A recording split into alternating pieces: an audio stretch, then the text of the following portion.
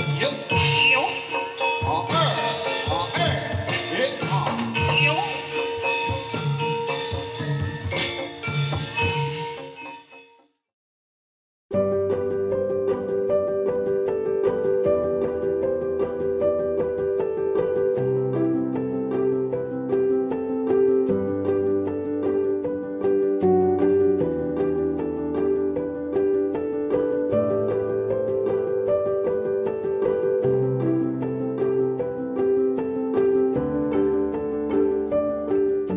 Hai Sobat Grafi, apakah Anda semua tahu Indonesia memiliki berbagai macam warisan seni dan budaya yang kental?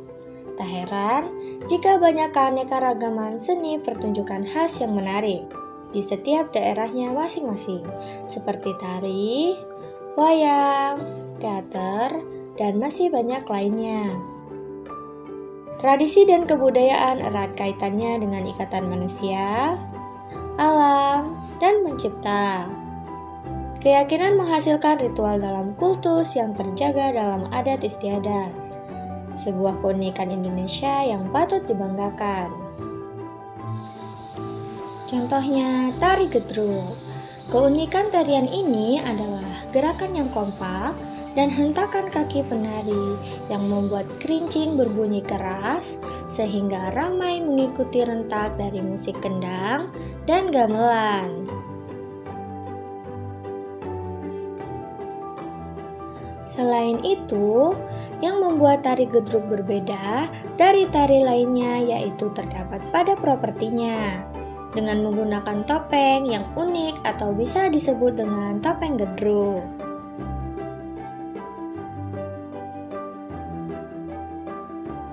Biasanya, topeng ini dipakai untuk membangun sebuah karakter tokoh yang mengiringi kesenian daerah.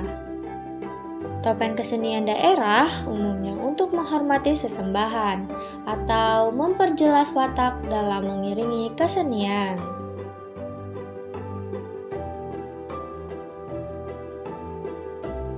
Bentuk topeng yang digunakan bermacam-macam. Ada yang menggambarkan watak marah, dan ada juga yang menggambarkan kebijaksanaan.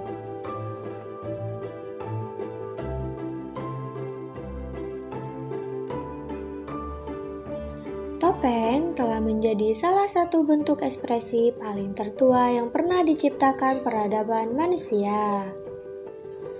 Pada sebagian besar masyarakat dunia, topeng memegang peran penting dalam berbagai sisi kehidupan yang menyimpan nilai-nilai magis dan suci. Karena peranan topeng yang besar sebagai simbol-simbol khusus dalam berbagai upacara dan kegiatan adat yang luhur. Kehidupan masyarakat modern saat ini menempatkan topeng sebagai salah satu bentuk karya seni tinggi. Topeng juga banyak digunakan untuk berbagai pertunjukan kesenian tradisional. Salah satu kesenian yang menggunakan properti topeng adalah buto gedruk. Buto gedruk merupakan kesenian rakyat yang sudah ada secara turun-menurun. Yang awalnya dikatakan lahir di lereng Gunung Merapi, kemudian dikembangkan oleh masyarakat Magelang, Jawa Tengah. Hingga bisa dikenal luas dan eksis di daerah Surakarta, Yogyakarta, Temanggung, Salatiga, dan sekitarnya. Salah satu tarian yang menggunakan topeng buto gedruk adalah rampa. Kata rampa memiliki arti serempak, sedangkan gedruk berarti satu kaki berdiri pada jendul telapak, tepat di belakang tumit kaki yang lain. Tari gedruk ini menggambarkan kemarahan raksasa atau buto. Tari ini juga bisa disimbolkan sebagai kemarahan alam karena ulah manusia yang mengeksploitasi alam secara besar-besaran. Sehingga alam marah dan terjadinya bencana alam.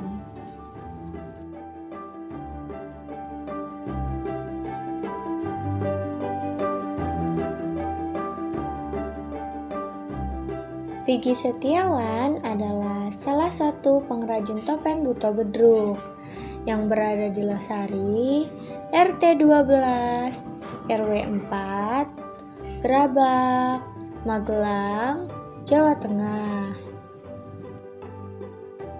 Pria yang biasa disapa Mas Vicky ini pertama kali belajar memahat topeng gedruk pada tahun 2014.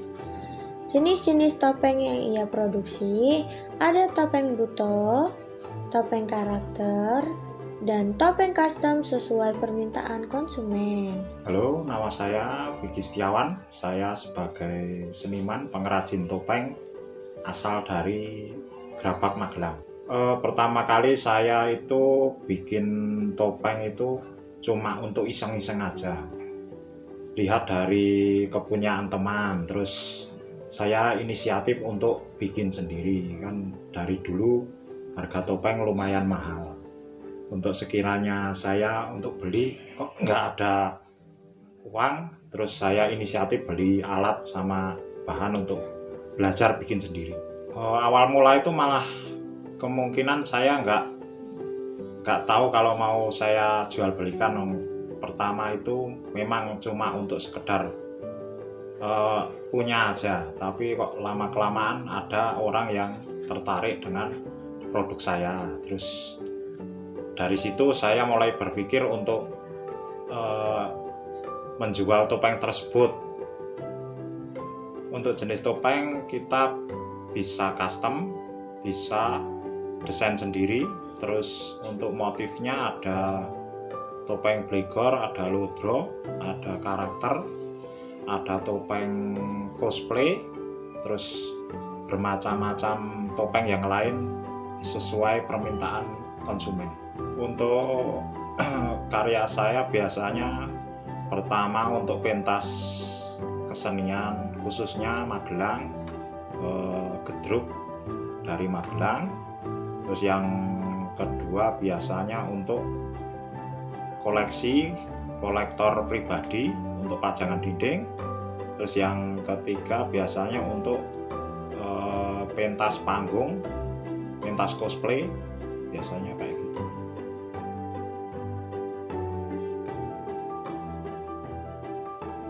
Bahan baku yang digunakan dalam pembuatan topeng adalah kayu. Kayu yang digunakan adalah kayu pule atau pulai. Mas Vicky biasanya mendapatkan bahan baku kayu dari pemasok atau memotong sendiri sesuai dengan kebutuhan yang diinginkan. Bahan yang lain dulu itu pernah pakai kayu lain tapi kualitasnya kurang bagus. Ukuran kita pakai ukuran tinggi 25 cm untuk ukuran dewasa, terus tinggi 20 cm untuk ukuran sedang, terus ukuran 18 cm tinggi untuk anak-anak. Bahan baku kayu berukuran sekitar 1 meter persegi, bisa menghasilkan 30 hingga 40 topeng. Lama pembuatan topeng gedruk ini sesuai dengan tingkat kesulitannya. Pembuatan topeng yang terbilang sulit maksimal 1 bulan, dan yang terbilang mudah 3-4 hari. Salah satu tantangan dalam proses pembuatan topeng ini adalah proses pengeringan kayu. Karena jika kayu belum cukup kering, kayu akan sulit dalam proses pengecatan. Alat yang biasa digunakan seperti pisau, pensil, gerenda, gergaji, parang, dan masih banyak lainnya.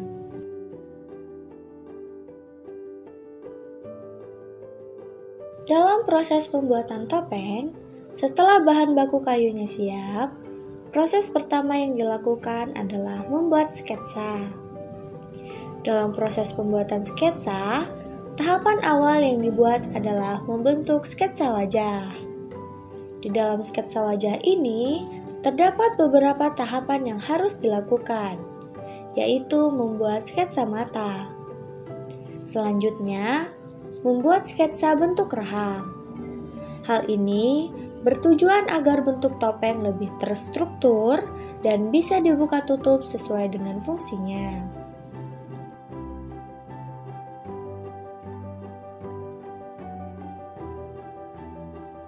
Setelah tahapan sketsa selesai, selanjutnya masuk ke tahap pemahatan. Proses ini dilakukan untuk membentuk sebuah kayu menjadi bentuk topeng yang diinginkan.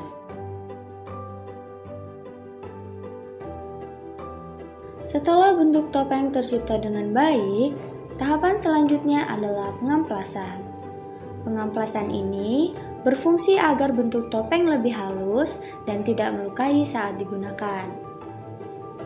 Setelah tahapan pengamplasan selesai, dilanjutkan tahapan memberi warna.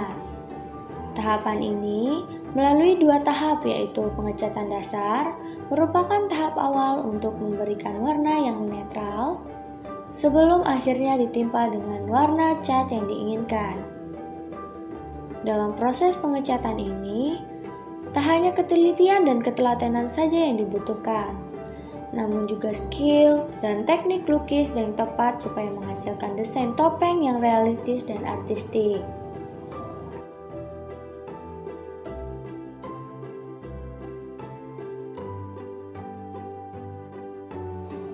Tak hanya sampai di sini, supaya topeng ini lebih menarik, topeng biasanya juga diberi aksesoris rambut. Rambut ini berasal dari rambut kuda dan rambut ekor sapi. Ada juga rambut yang berasal dari bahan sintetis seperti benang wol. Alasan kita pakai bulu kuda itu, karakter bulu kuda itu lebih halus, terus lurus, untuk pemasangan juga mudah dibanding dengan rambut yang lain. Biaya atau modal operasional yang akan dikeluarkan sampai hasil jadi bisa mencapai Rp100.000 sampai Rp300.000 per topeng. Harga yang dibanderol sampai di tangan konsumen mulai dari Rp500.000 sampai Rp1.500.000 sesuai dengan tingkat kesulitannya. Untuk pengiriman kita masih di wilayah Magelang sini. Untuk yang luar daerah seperti Jawa Timur, Blitar, terus Jawa Barat, Jakarta, Bandung. Terus yang keluar itu keluar pulau Kalimantan, Pontianak, terus daerah Sumatera sampai Batam. Berbagai macam cara Mas Pigi mempromosikan karyanya. Misalnya dari mulut ke mulut, serta melalui media sosial yang ia punya, di antaranya Instagram, YouTube, serta marketplace yang ia punya. Karya-karya yang sudah pernah dibuat, beliau upload di medsos tersebut. Hal itulah yang menjadikan topeng beliau dapat dikenal oleh masyarakat luas. Dengan kreativitas dan motivasi serta pandai memanfaatkan media sosial, usaha kerajinan topeng ini cukup menjanjikan. Selain untuk usaha, menggeluti kerajinan topeng ini bisa juga sebagai bentuk pelestarian budaya bangsa yang besar dan adiluhung. Harapannya mungkin ya produk saya bisa dikenal lebih jauh. Yang utama itu topeng itu nggak sampai daerah sini aja lah mungkin. Untuk media sosial kita sangat bermanfaat sekali ya untuk penjualan, karena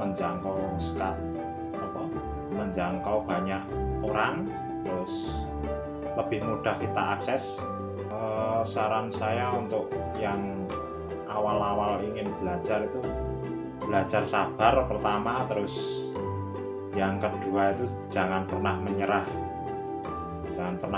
untuk kita selalu belajar dalam pemahatan, terus pengecatan, karena memang topeng itu enggak semudah yang kita bayangkan untuk kita buat sendiri.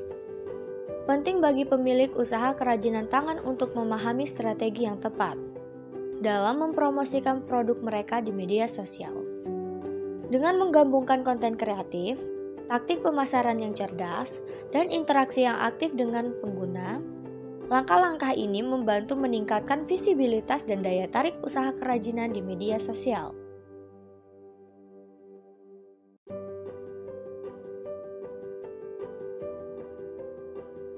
Nah, demikian informasi kali ini pemirsa. Terima kasih telah menyaksikan. Jangan lupa subscribe, like, share, and comment positif di kolom di bawah ini.